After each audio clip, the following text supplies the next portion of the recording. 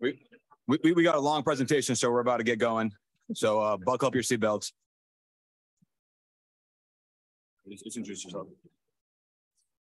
All right. Thanks, Arnell, for leading us off. My name is Kyle Wasserberger. I am the principal sports scientist at Driveline Baseball.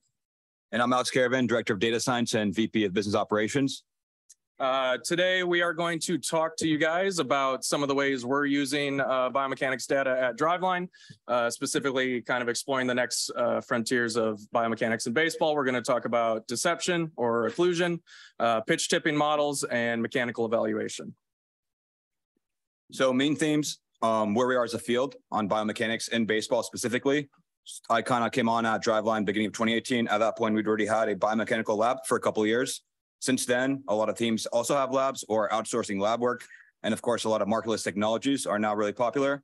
And we're going to talk about using biomechanical data to explain things that pitch physics or swing physics doesn't explain and performance on the field. And then also what Driveline is more traditionally known for, using biomechanics for player development. All right. So as a field, we had a great panel yesterday on incorporating markerless technology into baseball ops. We've seen a real boom, a kind of explosion of in-game markerless motion capture. This is kind of decreasing the barriers to entry for a lot of teams and colleges. And we're seeing increasing agreement between these new markerless systems and the kind of the gold standard, which is the markered motion capture. And oh yeah, that's it. Sorry. So Kyle already trying to steal my slides. Like he doesn't have a long enough drum solo later in the presentation. But yeah, three performance models, primarily deception, mechanical similarity, and pitch tipping. So these are all based off in-game markerless data that's been cleaned and adjusted. And we've used it again to kind of get value that isn't already being generated by pitch physics models that exist out there and stuff like that. All right, let's start with deception, or kind of what I prefer to call it is occlusion. Deception is a multifaceted thing that pitchers do. It's some kind of combination of mechanical funkiness and maybe tempo abnormalities and other things. And one facet of deception that we can measure with in-game biomechanics data is occlusion, or how well the pitcher hides the ball. And so we take our biomechanics data, we construct several zones of occlusion, as we call them, and then we go frame by frame during the pitching delivery and estimate when the ball is hidden from view from the batter's eyes perspective, excuse me. So we repeat that process for the head and neck, the pitching arm itself, the trunk, obviously the biggest zone, and then both thighs. And when we repeat that process for all those segments, we can make a visualization like the one you see here, where the segment lights up when it is hiding the ball from view of the hitter. Pretty cool validation. So yeah, we have our occlusion scores mapped to a 2080 grade scale, made extra small x-axis labels and y-axis labels for you guys here. But basically, this is the residuals of the primary pitch model we use for a lot of our sabermetric models. This is based off intrinsic run values and models pitch physics to come up with a pitch score that is pretty reliable. We're happy with it in gym. So basically, we wanted to see, does deception add something? Does deception add something that we're not already kind of training our model on, or our model doesn't already explain? And we found it does, which is positive. It gives us a good starting point. We see, like, as occlusion increases, that accounts for the actual adjusted run value minus expected run value, aka where pitchers outperformed our model. So that's good. That tells us, like, okay, deception might play a part there. And when we split it up by player pitch type seasons, we saw that left-handed pitchers, and specifically those occlusion scores, explained quite a bit of variance in our residuals.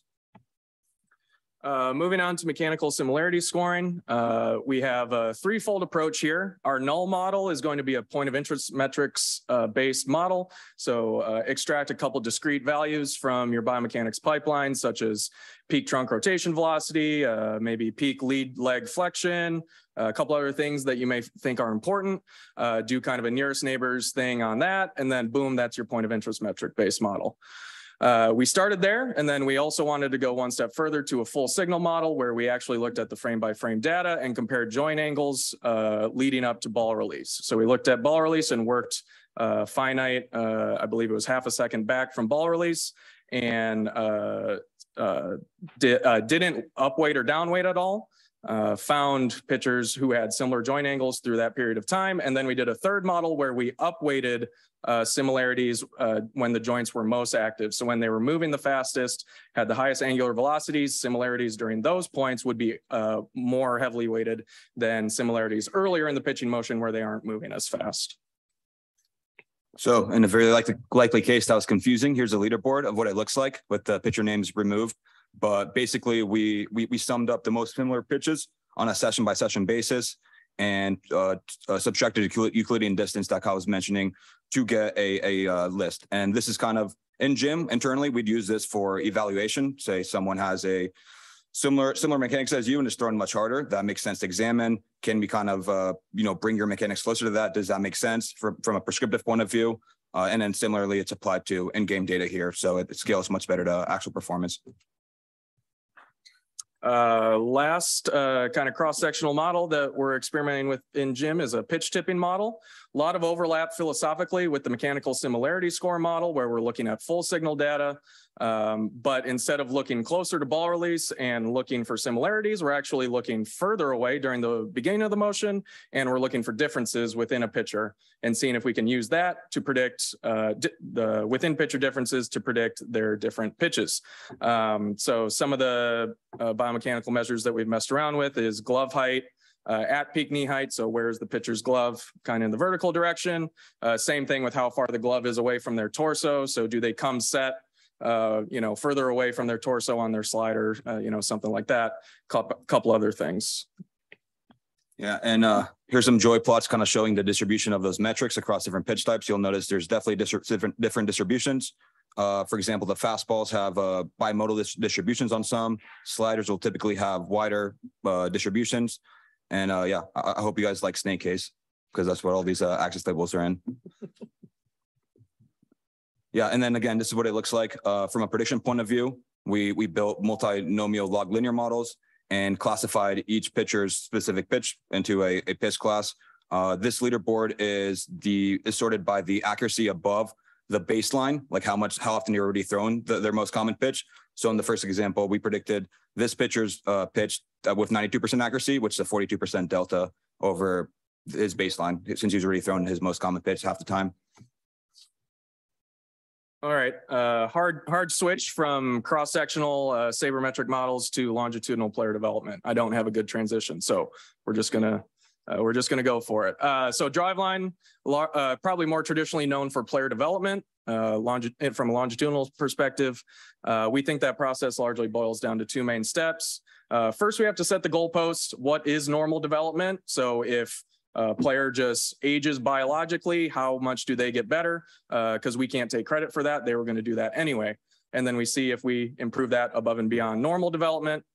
And then we also have to set from the onset, what is a successful intervention? We're going to go over how we determine both those two things in the following slides. What is normal? To determine this, we turn to our internal database, biomechanics database here, able to query just over 1,800 athletes from 9 to 29 years old, youth to the professional level.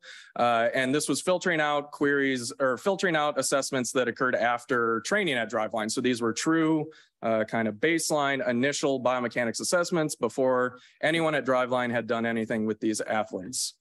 We also have to choose a biomechanical measure of interest. We're going to stick with energy transfer. Arnell did a great job introducing us to energy flow in the last presentation. We're going to look at energy transfer across the elbow during the pitching motion. So on the x-axis, we've got total elbow energy transfer in joules, and on the y-axis, we've got pitch speed.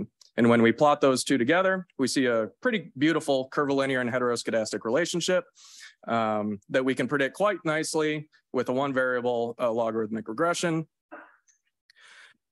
Then once we have that, we get an athlete comes to us, we get an initial baseline assessment. We instantly know where are they relative to quote unquote normal. The game then becomes, can we push them closer to normal if they're below normal, or can we push them further away from normal if they're above normal? When we do this, we impose some kind of intervention. We then get retest data on the athlete, and they're going to be somewhere else on this plot, somewhere.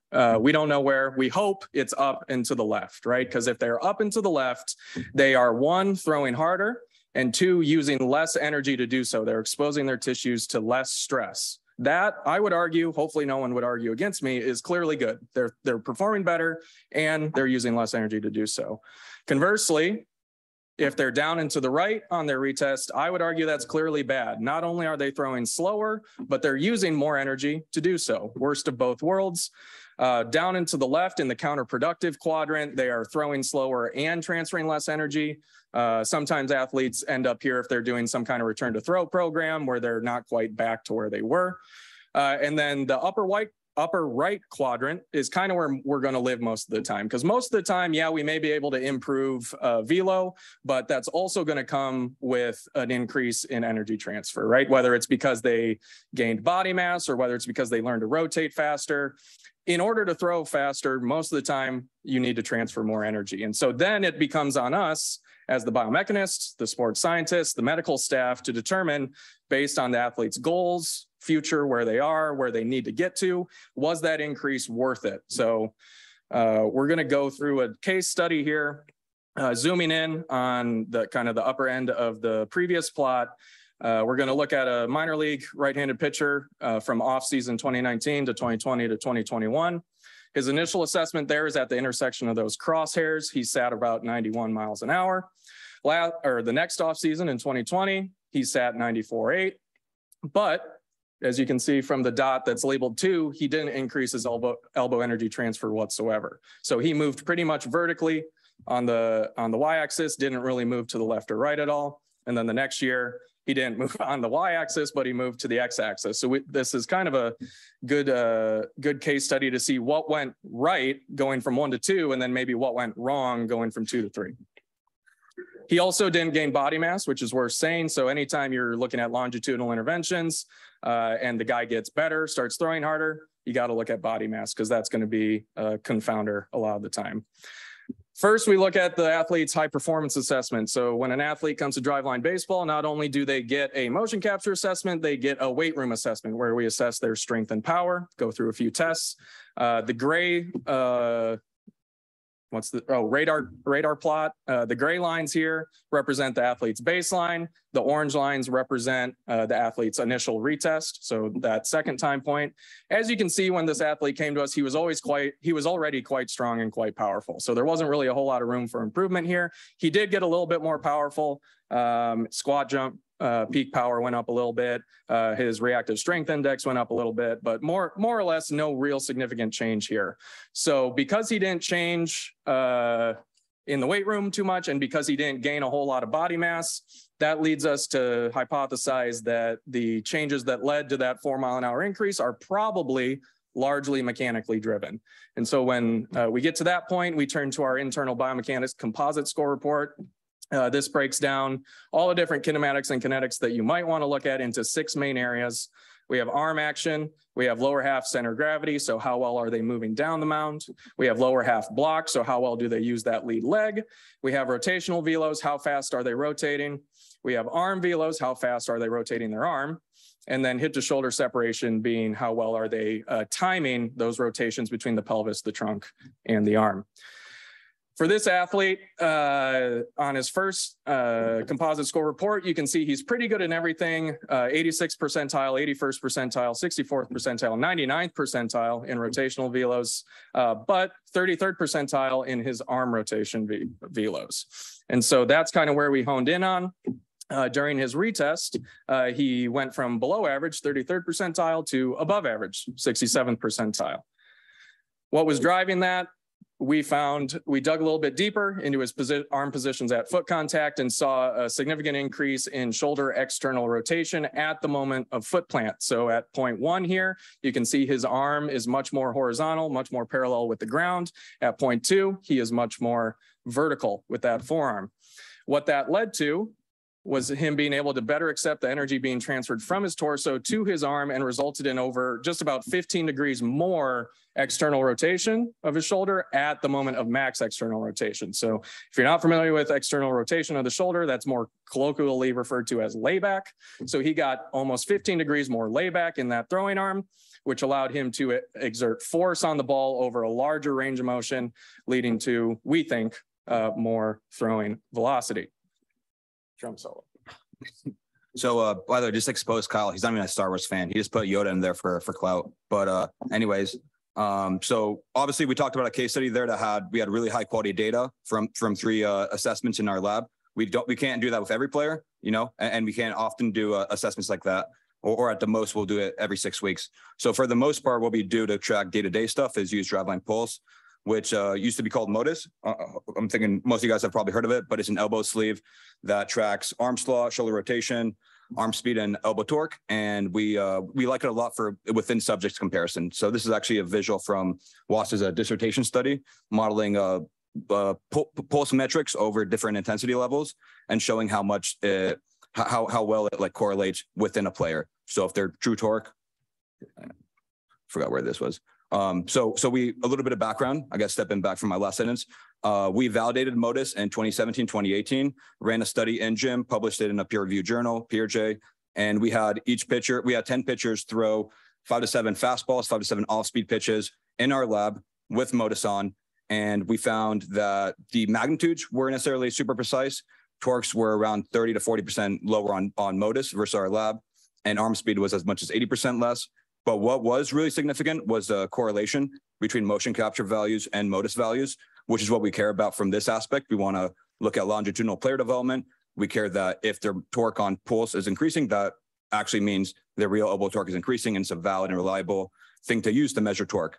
So we rebranded MODIS as Pulse, integrated in our tech platform Track, where we can use pulse values to funnel programming.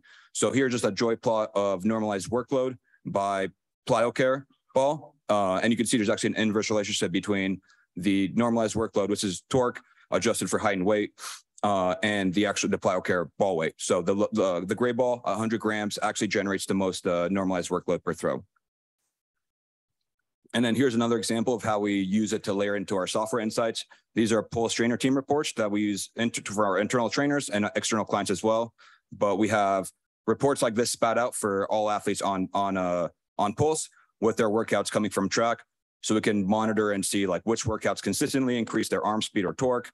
Is their volume intensity too high? Is their volume intensity too high in the last 28 days?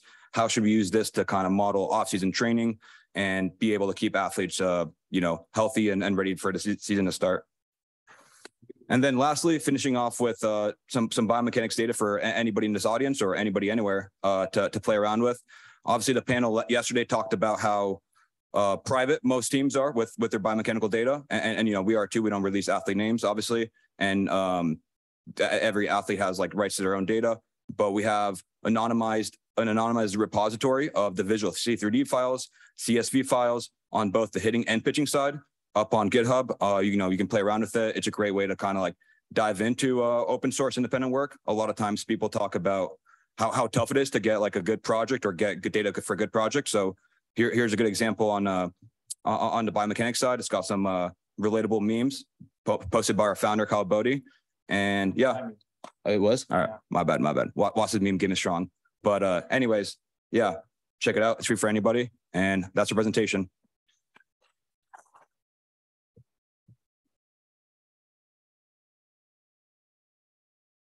All right. We have a couple online questions. First is, what are the ways to teach deception or also pitch tunneling? Do you take the approach of just change mechanics and evaluate and keep changing mechanics until positive results are found? So first, what are the ways to teach deception? We don't know. We have no idea. This is very new stuff that is largely possible because of in-game markerless stuff, which is new. So we're still working on that. Pitch tunneling, I don't know anything about. Sorry to you. All right. I mean, this kind of goes in a general concept of pitch design, which to give a little bit of background, what we have is we'll have athletes come in, get with a pitch design trainer. They'll throw on an Edgertronic high-speed camera that records at 1,000 frame rates per second. We'll have Rhapsody, TrackMan, some own like proprietary models kind of spitting out stuff live. And we'll generally take an assessment of a player's arsenal, look for most similar pitches on the MLB side if they're an MLB athlete, and kind of sort by like best results according to our models and try to fine tune the arsenal towards that. Usually the first session will be just getting to know your arsenal. Then it'll be putting an active, trying grips, cues to have someone increase drop on their sweeper, like whatever it is, whatever the prescription is.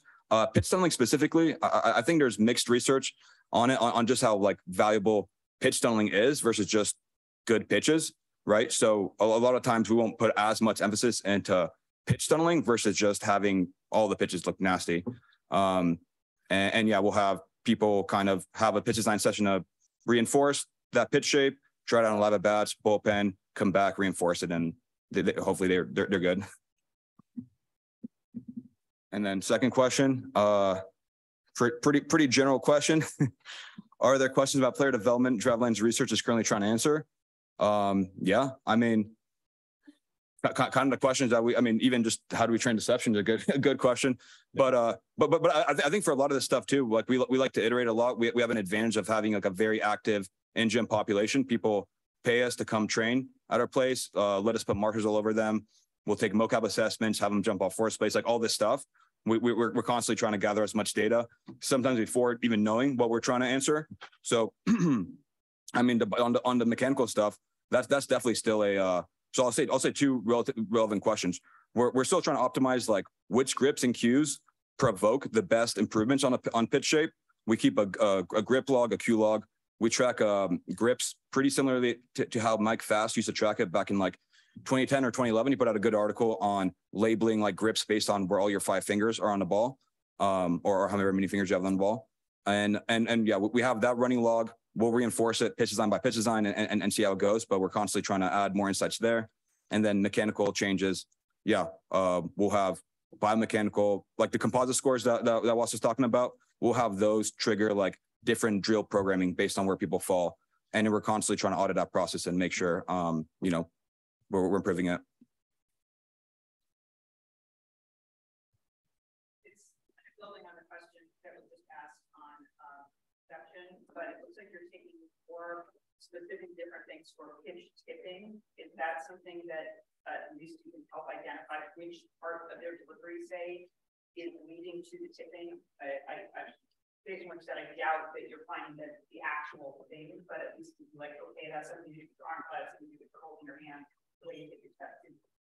Yeah, so with most of what we do, it's initiated by kind of coaching theory, right? We always get our best ideas from our coaches, and so we started with earlier in the motion because most of the thought around pitch tipping was you notice something early in the delivery, and then again we ask our trainers. Great communication between R&D and training floor. Well, sometimes I see like the guy's hand kind of is different in the glove on the slider. Okay, well, then it's the biomechanist's job to say, okay, how do we quantify this? Well, that's just wrist supination. We can measure that orientation of the forearm relative to the upper arm, right? And so it's kind of that process. But the most important thing is that it's largely trainer and coach driven because they have the experiential knowledge. Yesterday, one of the discussions, someone mentioned that pitchers think and possibly move a little differently when they're throwing past the batter versus throwing to the catcher and practicing their fastball, their curve, and so forth. Are you able to get from time to time your equipment into a game for 5 or 6 innings, whatever? See whether or not you quantify the playing in your lab versus off the field. Yeah, so all of the models that we presented today were derived from in-game data. So that's first and foremost. And then secondly, if a player that is training with us, they can request their data and we can pair them and look at them. But as all the biomechanists in the room know, comparing between labs is a little hairy. And so we don't put a ton of stock on super precise, you had your trunk rotation velocity was 50 degrees per second higher in the game than it was on the lab because you just have those inter-laboratory confounders. Kind of piggyback off your questions. You guys teach the section in adding the ball to help pitch tunneling because with hitters, they identify and are focused like on looking at you, but I can still see them up there on my eye clear. So that's why you see like a Josh Havers or Cortez, where they deceptive and they change their arm angles. Mm-hmm. So you guys have You guys teach that? So right now, the deception model, which is really the occlusion model, which is what I like to call it, is again, it's one aspect of mechanical deception. It is strictly at the cross-sectional evaluation level. We are not employing it in any kind of prescriptive or longitudinal sense yet. We hopefully to get there, but right now it is just, can it explain anything above and beyond our current best pitch results model or our run value model? And turned out it kind of did. So that's why, that's where we're at, and where we're going forward is a lot of what you're saying. Yeah, just to add on to that, I think once we're at a point where like this research is like quite new, right? We worked on the deception stuff over the last winter. So for us, it's exciting to actually be able to define deception in a way that hasn't really been defined before. I think most stuff publicly has been like ratio of vertical break to horizontal break, an arm angle measurement or estimate. Obviously, that leaves like quite a bit on the table, and not that we've covered for every single possible variable under the planet, but it's a much more comprehensive way to measure it, in our opinion. So I think potentially as we further define it and become more confident in it, it maybe can be something to start teaching it. But obviously, we're at a, it's one thing to define something, another to be able to teach it. So that would include like what cues actually impact like someone's deception scores, how deception like can be taught differently by pitch type, and a bunch of other kind of like extra layers.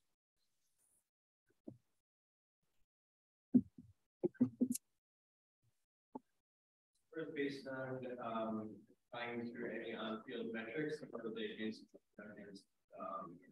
in-gym averages? In-gym performance of our elite group. So we have yearly rolling cutoffs based on the distribution of throwing velocities in our database. At some point you cut off, and then we have an elite group. We see what they do, and that drives a lot of it. But yeah, no in-game performance. And a couple quick questions from the Zoom. Drelin Pulse, yeah, it's an IMU. What skills are needed to take the data you collect and analyze it? Yeah, I mean like R, Python, SQL. Yeah, I feel like I'm giving prep to someone that's interviewing, and then I don't know how to scroll down for the rest of this.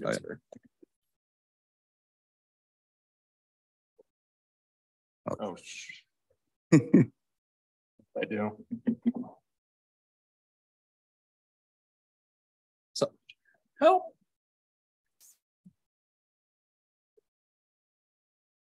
Oh, jeez. What did I do? All right. Anybody out here have a question? Guy. Do you have any theories of why your deception model is more like relevant to lefties and righties? That's a good question. We haven't spent as much time thinking about it. I mean, my intuition would just be lefties are still, like less common, like specific deception patterns are going to stand out more or be that much more different. Right? I think anybody that's played around with pitch models soon finds out that one of the most important things is just like how different is your pitch from other pitches, because batters start downloading that information. They're expecting a sinker to move one way, a typical slider move another way. So I think just the more different a pitch is, usually it tends to have a lot more success. So I think a lefty that has high deception scores is that much more unique. And then a couple quick questions from Zoom. Oh man, one's kind of meaty. We got a couple. Okay, let's do the ones in person. Who was it? Just a little off that. With the deception, I would imagine the deception from lefty on lefty versus lefty on righty would be different if y'all taking that into account at all. Yeah, so we produce a occlusion score for a left-handed batter and a right-handed batter, assuming the batter's eyes are in the different batter's box. So technically, one pitch from a pitcher gets 2 scores. So the 0.02 and 0.16 p values associated with each of those, were those irrespective of handedness? I think those were. That's actually a good question. I got to go back and. I think they were respective of handedness, yeah, because we were just throwing in all of them into one larger plot. I think it was same on same. Same on same. Yeah, it might have been same on same. I'll fact check myself somehow. I'll post on Twitter. We're getting queued off stage. Oh, there. Okay. Last question.